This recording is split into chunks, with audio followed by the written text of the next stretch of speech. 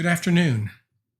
I'm here to present a rather brief overview of 9 portraits that I have made of men from the indigenous Maasai tribe in Tanzania on my visit there earlier in the year.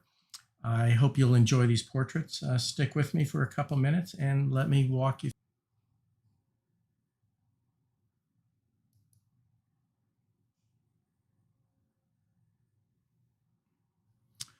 All right, this is the first portrait. I'll give you the background. Our group had a local gentleman take us to the Maasai tribe, where we were introduced to a variety of different dances and customs. We were able to walk through the village and meet the people that were there.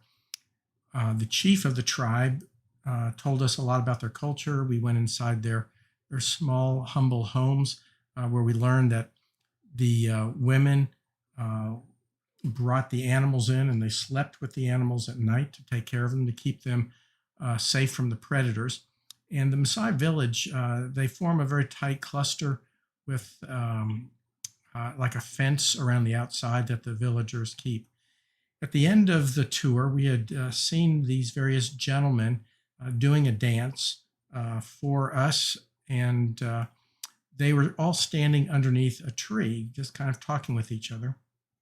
Since we hadn't had any direct communication with the tribal members themselves, other than just the chief, who spoke very good English, I didn't know if they spoke English or not. So I asked the chief if I could take the photographs of the men, and he said yes. Just go on over there and take the picture. So I walked over. I had my 70 to 200 zoom telephoto on my camera, and I saw them all kind of looking at me, almost as interested in me as I was of them.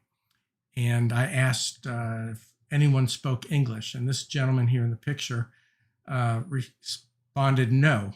And I looked over, I smiled, I said, "Well, you must speak a little bit." And then everyone started laughing a little bit. So we kind of broke the ice, and I said, "I'd like to take your photographs. Is that okay?" And of course, he nodded yes. And so they were sitting up on a hill with this tree behind them. So I kind of came up in front of them, below their level, aiming up and taking these photographs one at a time. As I focused the camera, they were very good at giving me eye contact, and I felt just a sense of connection, being far enough away from them that I didn't invade their personal space, but close enough with the camera that I could capture the personality and the feelings that were there. This gentleman appeared to be more or less the leader of the group. I'm not sure if he was like the son of the chief or what his relationship was, but he was obviously a leader in the group.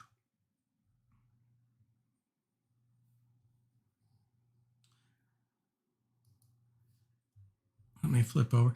This is another gentleman. As you can see, I'm shooting upward at him. He seemed to be maybe the number 2 guy in the group. He had a very interesting look on his face.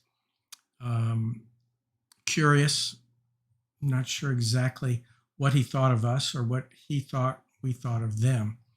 But these people were smart. They were intelligent. They were curious, and I believe from the stories that they told us that they were happy to see us there, bringing an economy into their village. A younger boy, looks quite innocent here. You'll notice that they all tend to wear a similar type of colors and plaids, and I found that interesting. I believe that these fabrics are made by them, by the women of the tribe, and that they dress themselves and up in these to kind of identify who the family is based upon the style of the pattern in the garments.